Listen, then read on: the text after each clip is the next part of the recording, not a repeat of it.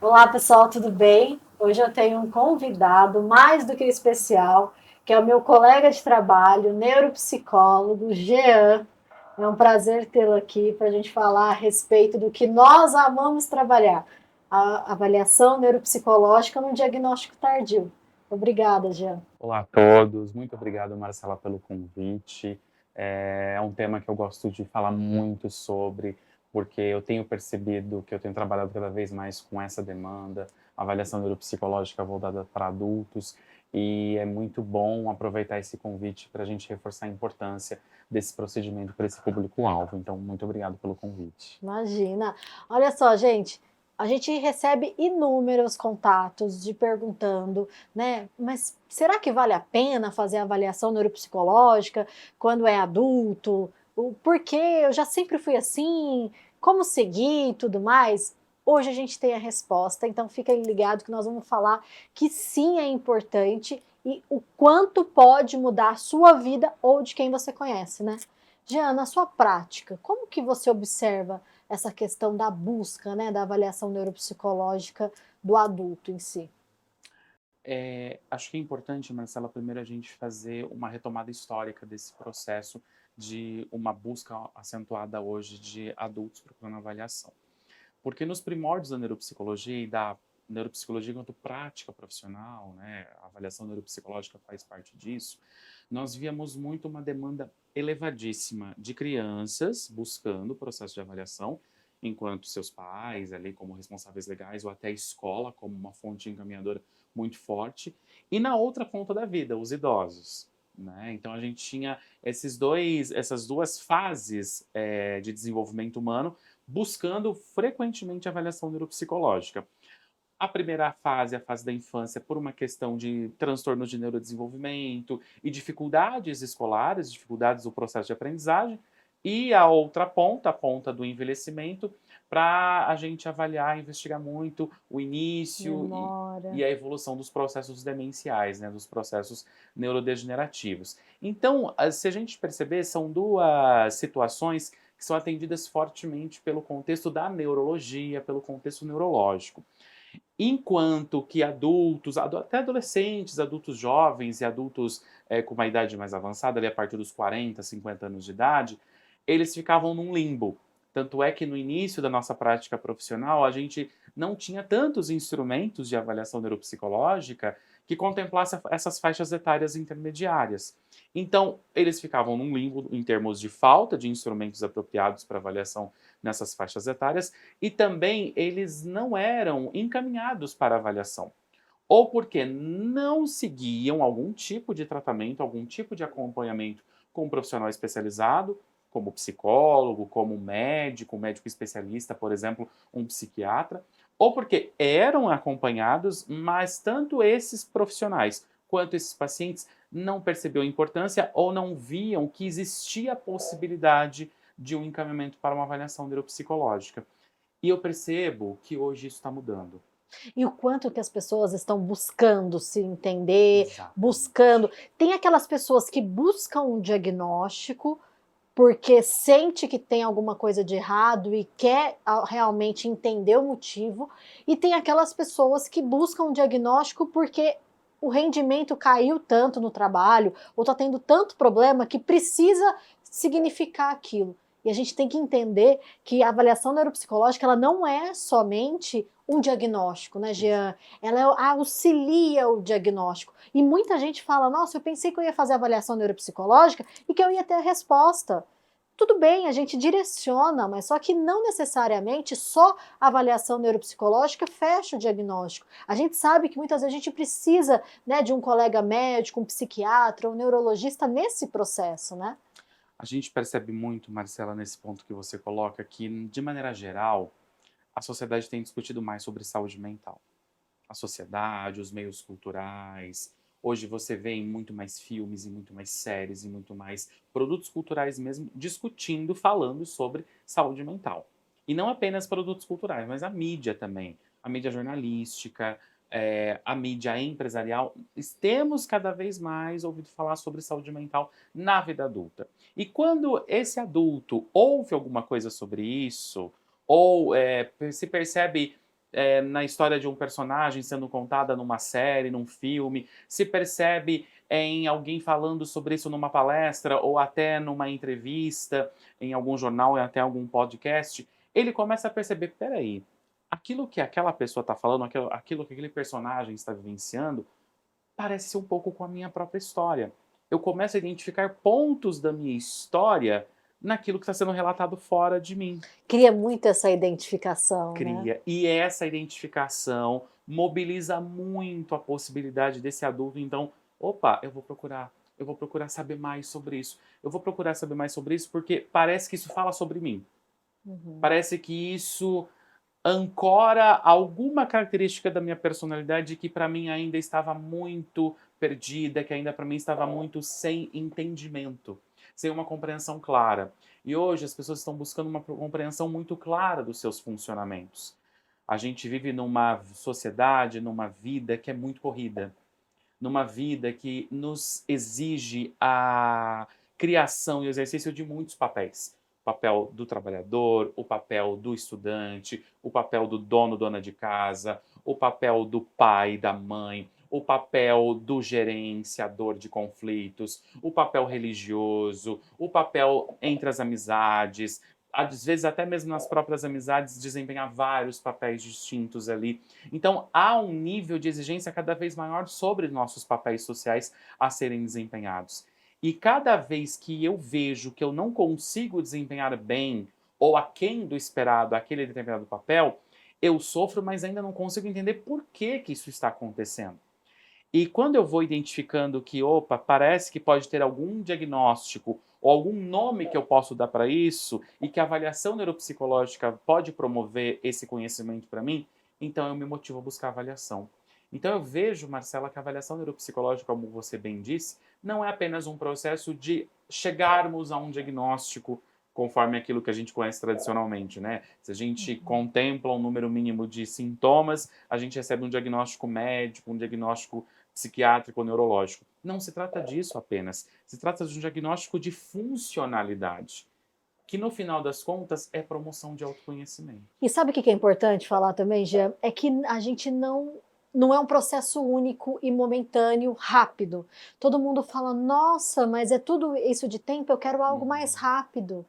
Mas a avaliação neuropsicológica, ela tem uma profundidade, né, de identificar o histórico do paciente, de ver o perfil intelectual, né, cognitivo, emocional, até questões comportamentais que a gente analisa durante o processo, o paciente em sessão, em relatos de história, e que isso é muito importante e que 1 hora é muito pouco para a gente fazer toda essa análise, né? A gente precisa deixar clara a importância de um processo e às vezes a gente tem ali as 10 horas com o paciente, mas que fora essas 10 horas, nós temos também as nossas horas de análise, de correção dos instrumentos, de fazer toda a análise quantitativa, De qualitativa. integração dessas informações. Exato, não é somente número. A gente não está ali para falar inteligência é um QI tanto, ou a memória está na média ou na faixa média inferior.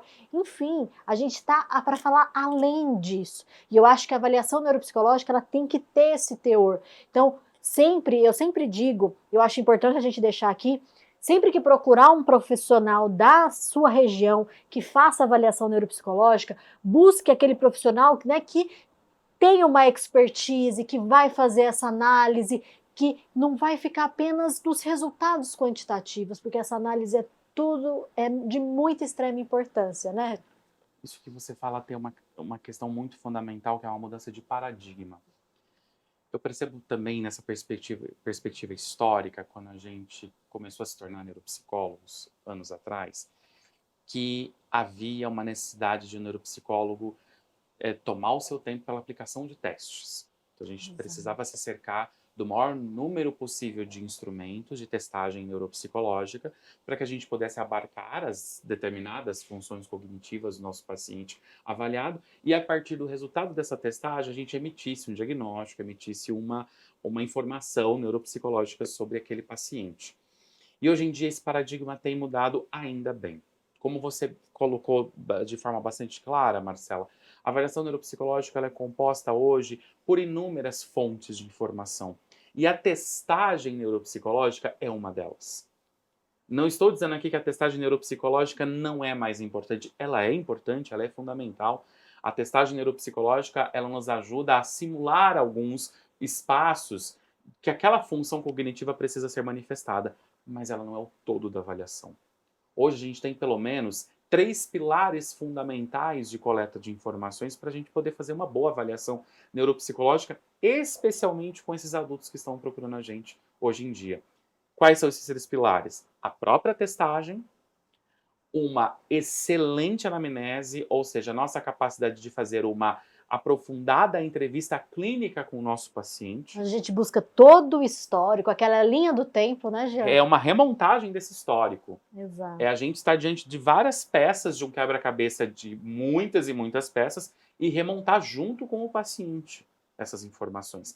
Quando a gente pensa no adulto e a gente pensa nesse adulto que está buscando o autoconhecimento, está buscando entender por que ele sempre se comportou daquela forma, de uma forma que era taxada como problemática pelas outras pessoas, se ele tem alguma coisa ou não, nós precisamos constituir essa história clínica do paciente, muitas vezes voltando lá na infância, passando pela adolescência e por esse início de vida adulta dele, como que foi para ele desenvolver os vários papéis que lhe couberam, como foi para ele sair do ensino médio e e assumir uma faculdade, como foi essa transição da faculdade para o ambiente de trabalho, como que foram as primeiras relações conjugais, relações afetivas que ele teve que construir e manter, ou se não manteve, por que não manteve.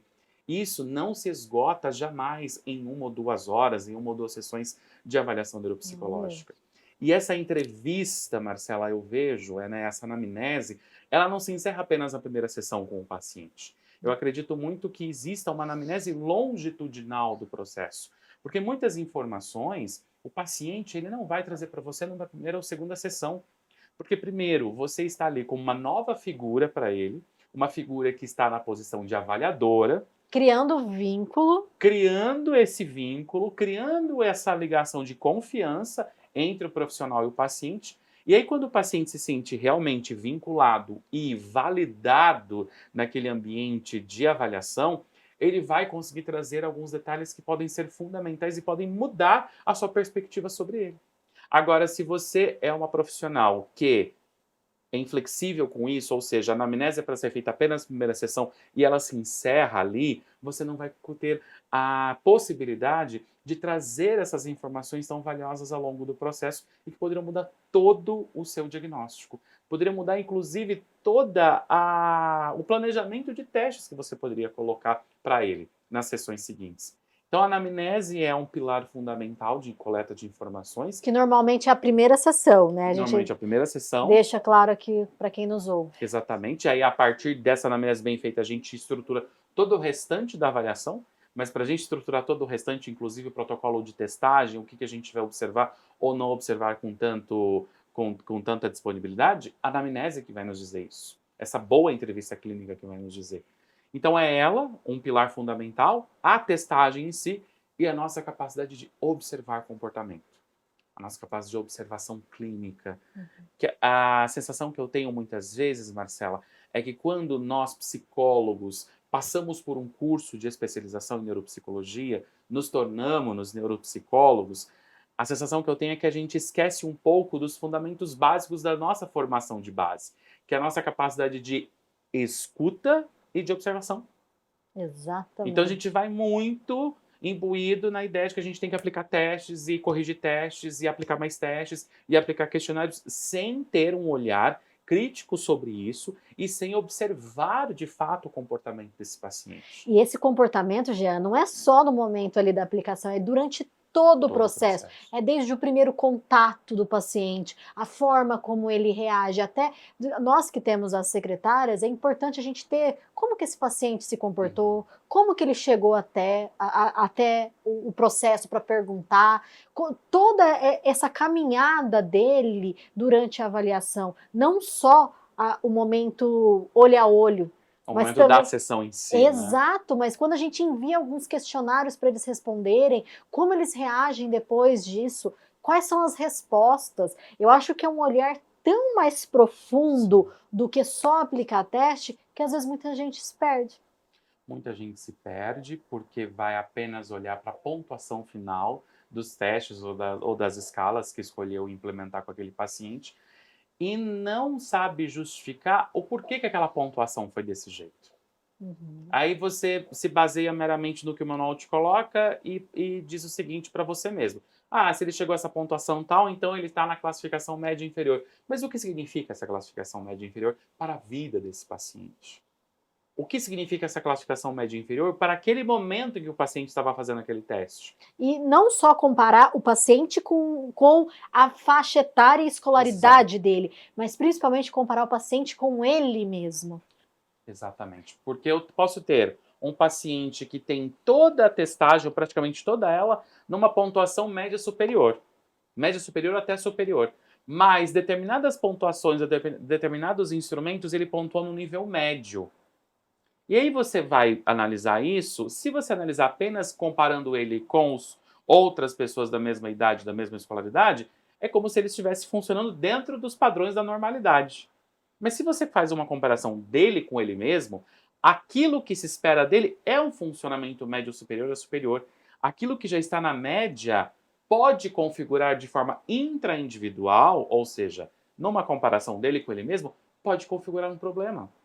Pode Hum. configurar uma dificuldade para ele. Eu não estou dizendo aqui que isso é um diagnóstico médico, que isso se transforma num critério diagnóstico para um transtorno A ou B, mas é uma dificuldade da vida dele. É uma dificuldade que traz problemas de funcionalidade para a vida dele. E eu acho que a avaliação neuropsicológica, ela é esse retrato. O retrato não apenas de pontuações de testagem, mas um retrato de como está essa funcionalidade do paciente no aqui e agora, na sua capacidade de trabalhar, na sua capacidade de construir e manter relações, na sua capacidade de estudar e especialmente na sua capacidade de manter relações e Exato. de levar uma vida independente. Exatamente. Então vai muito além de só questões cognitivas, de inteligência, de atenção. Será que eu tenho TDAH? O que que eu tenho? É bem mais profundo, é ver, mostrar mesmo o perfil daquele paciente, né, gente? Sim, é mostrar o perfil daquele paciente, promover autoconhecimento, Isso é muito importante. promover autoconhecimento. E onde quero chegar quando eu falo sobre isso? Exatamente em situações que o paciente vivenciou, situações que foram dificultosas para ele, conflitos que ele vivenciou, que ele se envolveu, e que ele não sabia explicar nem para si mesmo por que ele se envolvia naquelas situações. Por que eu sempre repito esses mesmos erros? Por que eu sempre ouço essas mesmas características tão pejorativas vindas de outras pessoas? Às vezes ele conviveu numa família em que membros familiares sempre taxavam ele como aquele que não vai dar certo na vida, como aquele que sempre se atrasa para tudo, como aquele que não produz nada de útil na vida. Aí ele vai e começa ali a se envolver com as atividades escolares, começa a se envolver depois, mais tarde, com as atividades ocupacionais, atividades do trabalho, e começa a ouvir coisas parecidas. Ah, você sempre entrega trabalhos atrasados. Ah, você parece que não tem ambição, você não quer angariar uma ocupação mais aprofundada ou mais avançada aqui no nosso trabalho. Ah, você não tem comprometimento com o seu trabalho e nem com a empresa. Então ele vai criando, ele vai entrando em contato com reforços estereótipos a partir de comportamentos, entre aspas, problema dele, que ele nunca sabia dizer o porquê que isso estava acontecendo.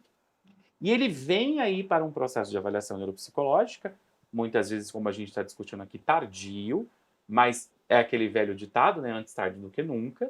Ele vem para esse processo de avaliação neuropsicológica e nessa reconstrução da história dele que a gente faz na avaliação, combinado com o resultado dos testes, combinado com o resultado que a gente vê nas escalas que a gente aplicou, escalas de entrevistas, combinado com as nossas observações clínicas, a gente propõe para ele que esses vários momentos em que ele se envolveu com aquele mesmo problema, mas ele não sabia de onde vinha ou por que ele existia, podem significar essa questão.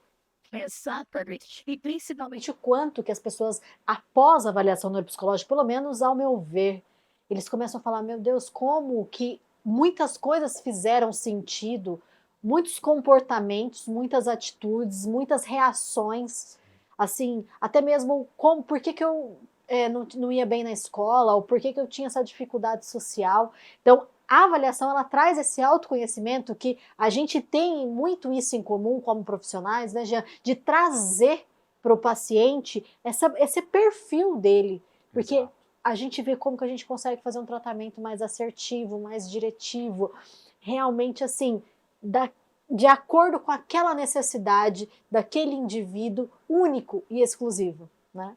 Isso é muito verdadeiro, Marcela, porque se eu não tenho esse respaldo da avaliação, eu, enquanto um adulto que estou levando uma vida com alguns problemas, com algumas dificuldades e sinto que essas dificuldades se repetem, enquanto eu não tenho acesso à avaliação, eu vou correr um risco de acreditar muito que eu possa ter algo muito pior. Exato. Por exemplo, eu tenho hoje, na minha prática profissional, o atendimento de vários adultos, com hipóteses diagnósticas de autismo, alguns estão no espectro do autismo, outros que estão com um quadro de TDAH, do transtorno de déficit de atenção e hiperatividade. Mas antes de eles chegarem a essa hipótese diagnóstica, graças ao processo de avaliação, eles já foram taxados de inúmeras outras coisas.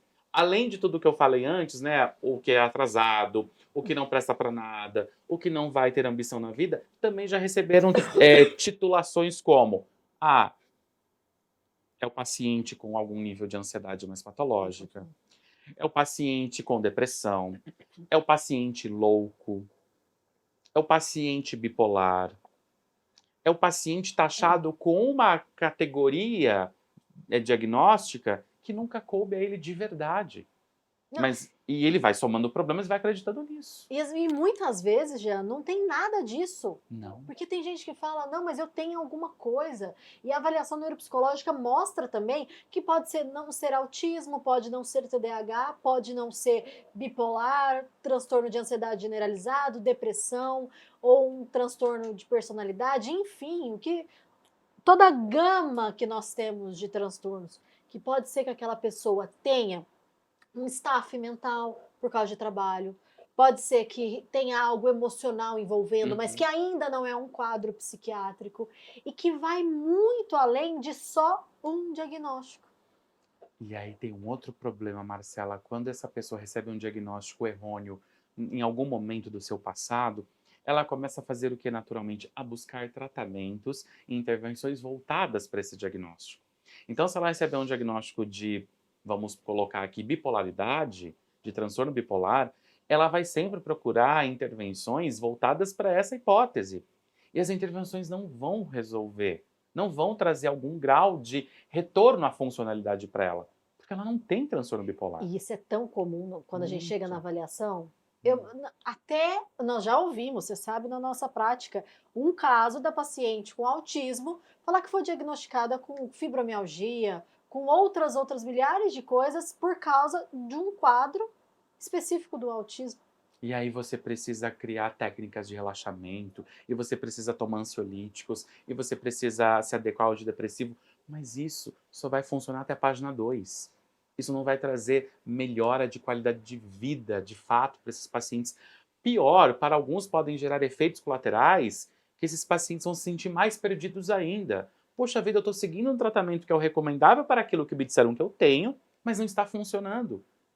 Aí muitos deles, Marcela, e eu percebo isso no dia a dia da clínica, acabam desacreditando dos processos de intervenção, dos processos de cuidado em saúde mental, porque eles já tentaram antes e não deu certo, mas tentaram para metas, tentaram para alvos errados, porque o alvo que eles pensavam que fosse transtorno bipolar, transtorno de ansiedade, não é na verdade. Pode ser um paciente que esteja dentro do espectro do autismo.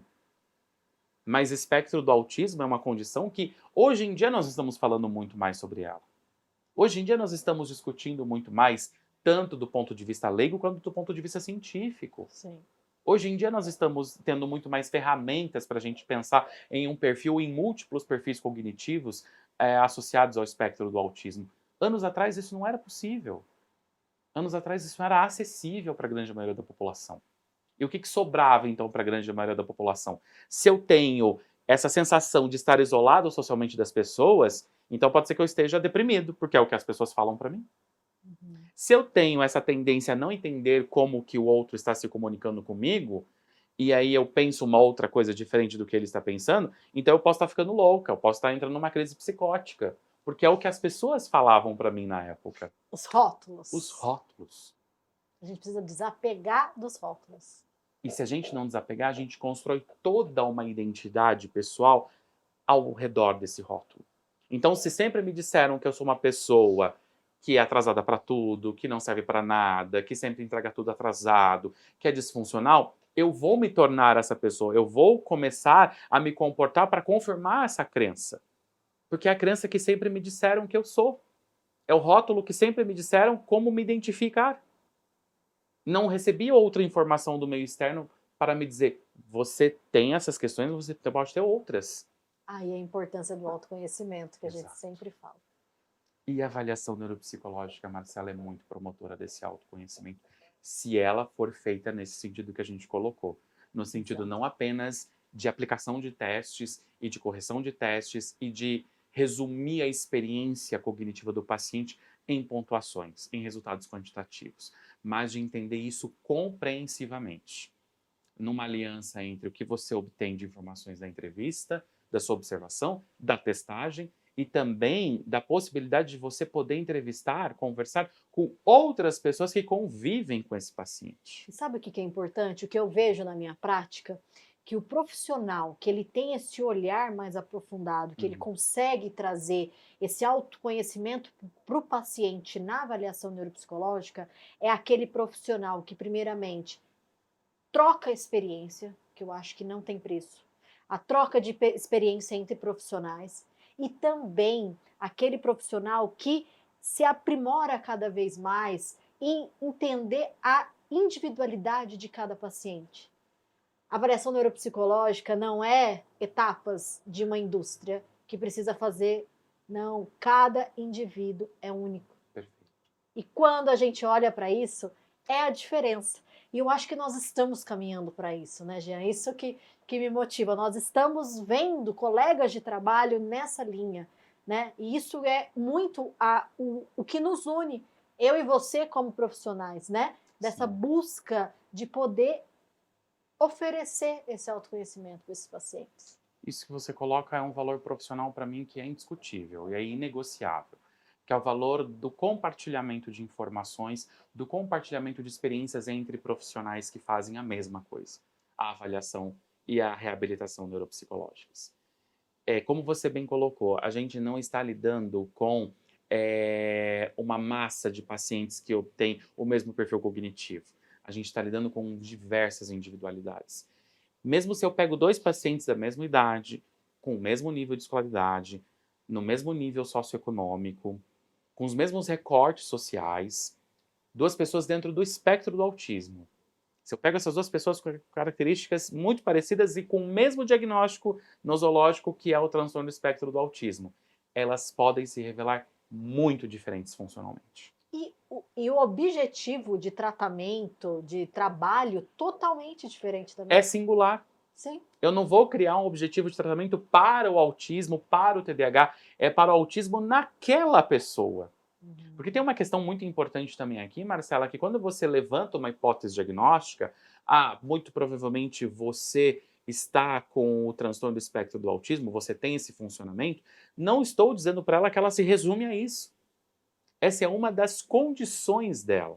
Assim como as pessoas são também destras, canhotas ou ambidestras.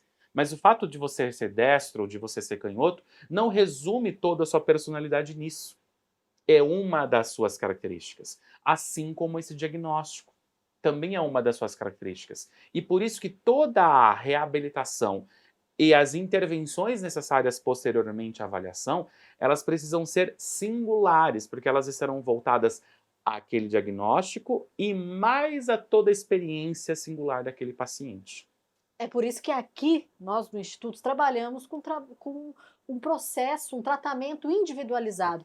A gente monta um plano de tratamento de acordo com a necessidade daquele paciente.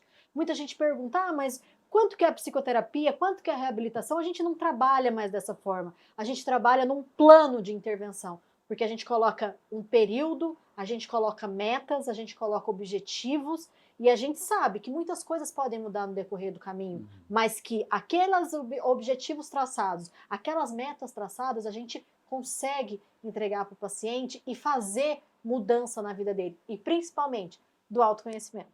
Do autoconhecimento. E eu percebo que isso também é um grande desafio para os profissionais de hoje em dia, que eles estão assumindo risco. E não é um risco, é uma possibilidade de melhoria da sua qualidade de trabalho também. Qual é esse grande desafio? É você, enquanto profissional, também não estar presa a uma mesma abordagem ou uma mesma forma de pensar sobre o seu paciente. É você ter o maior domínio de práticas que sejam baseadas em evidências para aquele problema, para aquela situação que o paciente está precisando resolver, para aquela situação que o paciente está precisando retornar à sua funcionalidade. Então, o profissional que hoje ele é multifacetado nessas técnicas de diversas abordagens, nessas técnicas de diversas linhas teóricas, é o profissional que hoje vai saber compreender mais singularidades. Ele não vai ficar preso apenas às técnicas da sua abordagem ou do seu modo tradicional de praticar a psicologia e a neuropsicologia. Ele vai estar voltado para essa multiplicidade de singularidades e vai poder ajudar cada vez mais pessoas. Esse é o profissional que hoje se destaca no mercado. E hoje nós temos cada vez mais psicólogos no mercado. Hoje nós temos cada vez mais neuropsicólogos no mercado. Esse neuropsicólogo que pensará dessa forma, em plano de tratamento individualizado e olhando para o paciente de forma compreensiva e holística e global, é o profissional que vai se destacar. Exatamente. E é o profissional que os nossos telespectadores precisam buscar. Exatamente esse que tem essa empatia, que eles tenham consigam se abrir e trazer essas informações para que o profissional consiga fazer o papel dele. Mostrar todo o perfil neuropsicológico daquele paciente para ajudar no processo psicológico, assim, sem sombra de dúvida, e no dia a dia, principalmente na funcionalidade. Exatamente. E muita gente já me procura você, né, a respeito de não estou entregando o que eu entregava no trabalho, não estou tendo bom relacionamento dentro de casa, não estou me relacionando fora com os amigos, várias queixas que estão ficando bem recorrentes assim no momento. E como que a gente pode orientar assim esse pessoal, mostrando a importância da avaliação assim como um todo, não só para o diagnóstico, como a gente vem falando? Sim, para essa promoção de autoconhecimento, né? Muitas dessas pessoas que hoje podem estar numa quase situação de burnout ou podem ter disfunções executivas pela pressão do trabalho, pelos inúmeros papéis sociais que elas precisam desempenhar na vida delas, não apenas no trabalho, mas na vida de forma mais ampla, falando aqui, elas podem sentir muita dificuldade e muita sensação de serem incapazes de desempenhar aquele papel. E a avaliação neuropsicológica vai poder dar a ela a possibilidade de olhar para isso de um modo diferente, de um modo mais compreensivo. Ou seja, essa possível dificuldade que eu tenho, ela está associada a múltiplos papéis que eu esteja desempenhando hoje em dia. E talvez eu precise reduzir o número de papéis que eu desempenhe, ou talvez eu precise priorizar melhor quais os papéis que eu vou colocar mais energia, colocar mais disposição e mais motivação para eu executar. Ou seja, a avaliação neuropsicológica, ela também nos ajuda, além do autoconhecimento, a construirmos um senso de autodirecionamento. Para onde que eu vou com isso que eu sou? Para onde que eu vou com isso que a avaliação neuropsicológica me fez compreender do meu funcionamento? A partir do conhecimento que eu tenho das minhas habilidades, daquilo que eu tenho preservado, e a partir do conhecimento que eu tenho das minhas habilidades que eu preciso melhorar, que eu preciso trabalhar sobre elas, que hoje elas se mostram um pouco mais limitadas, eu consigo gerenciar também o meu projeto de futuro. Para onde que eu quero seguir com isso? E principalmente, Jean, como Isso. seguir? Então, assim, se a gente sabe para onde quer ir, como? Qual vai ser esse caminho? Por onde trilhar? Qual que é o melhor direção para seguir? Porque, assim, você tem inúmeras dificuldades no dia a dia. O que que eu faço? Eu resolvo isso ou aquilo primeiro?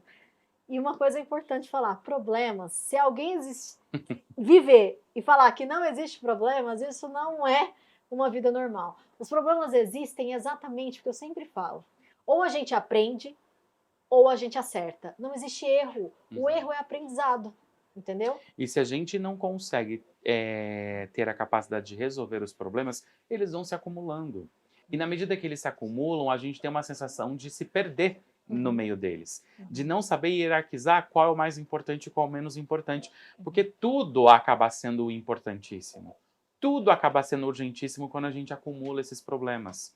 Uhum. Então, a avaliação neuropsicológica também vai poder te dar mecanismos, estratégias, inclusive recomendações para você criar mais estratégias de como hierarquizar os problemas que você tem hoje em dia. E não deixá-los de resolver, mas resolvê-los dentro do tempo que é possível resolver e dentro da prioridade de cada um desses problemas. Porque aí a pessoa ela vai ganhando o quê? Um senso de autoeficácia. Eu consegui resolver esse problema urgente que eu coloquei como prioridade, então, opa, eu não sou mais aquela pessoa que não consegue resolver nada.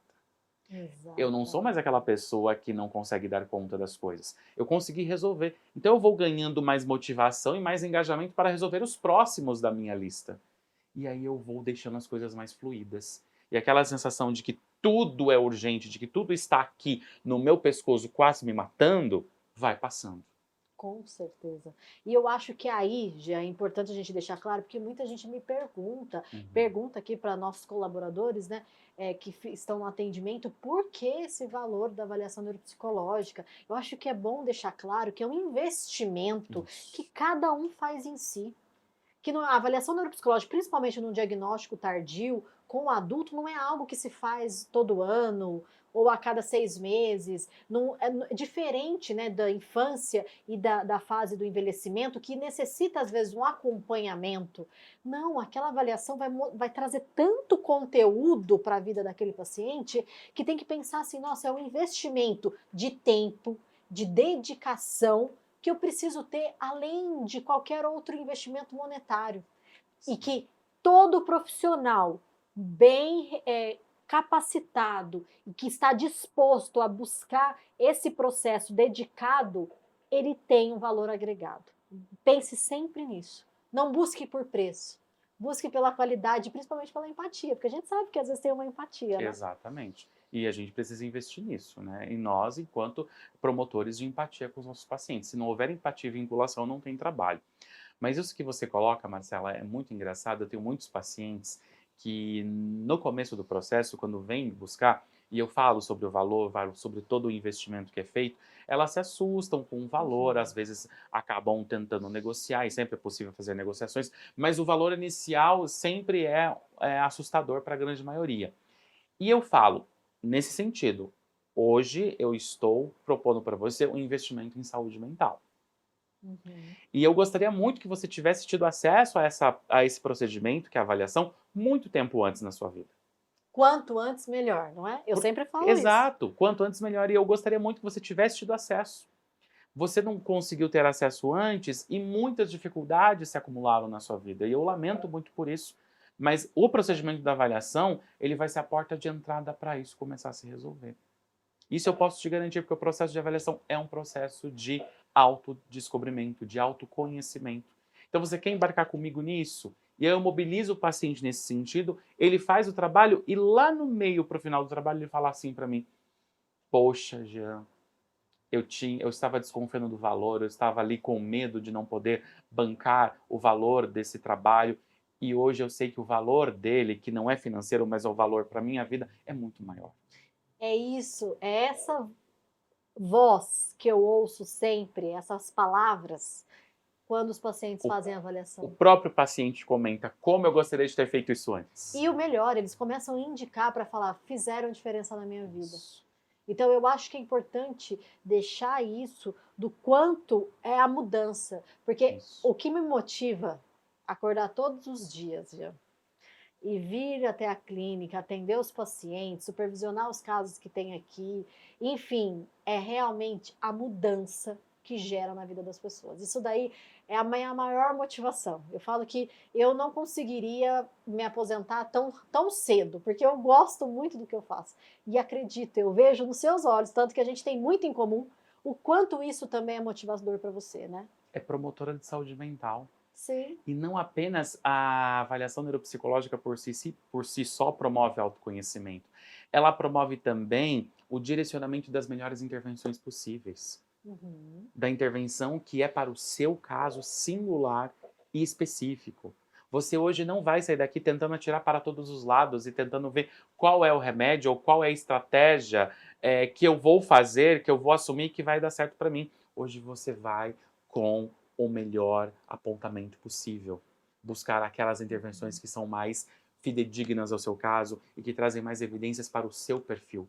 E a avaliação ela promove isso. Além de ela por si só promover autoconhecimento, ela promove direcionamento.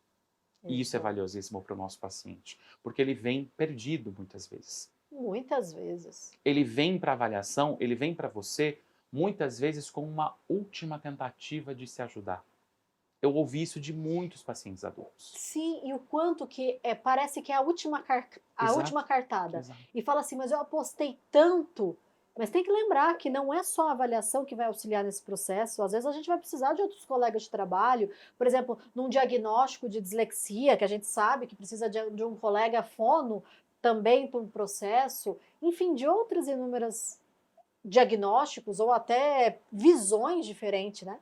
E que esses profissionais, né, de outras áreas, eles possam ter esse mesmo nível de consciência, esse mesmo tipo de raciocínio sobre o trabalho. É um trabalho multi, é um trabalho interdisciplinar, é um trabalho não apenas de soma de conhecimentos, mas de intersecções de conhecimentos.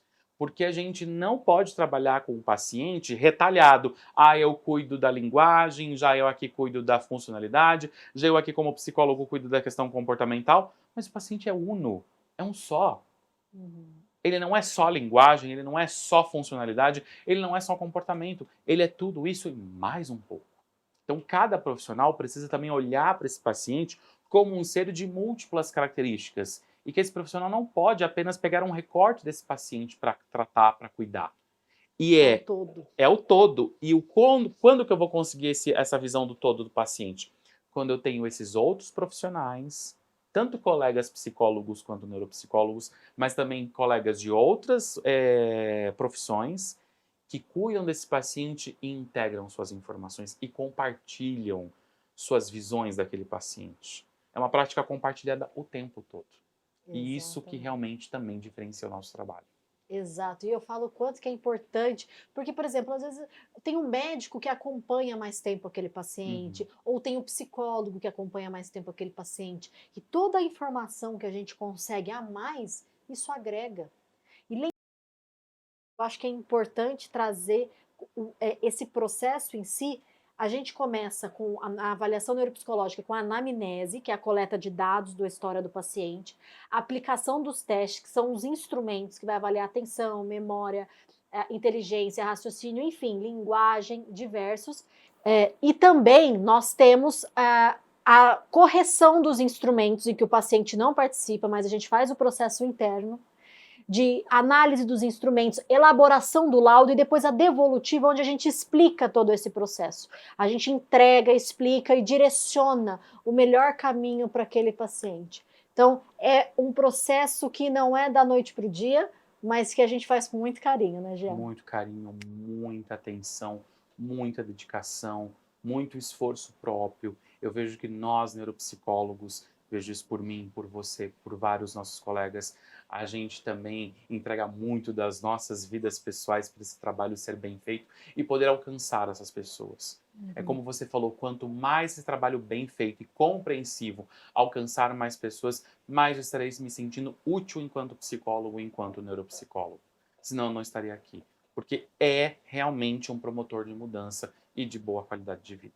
Isso é o mais Com importante. certeza. Jean, tem algo que você gostaria de completar, sim, para falar a respeito da avaliação neuropsicológica? Que se deixar nós dois, a gente fica aqui horas e horas falando, né? Porque quando a gente faz com amor, com carinho, flui tanto que é gostoso de trocar essa informação.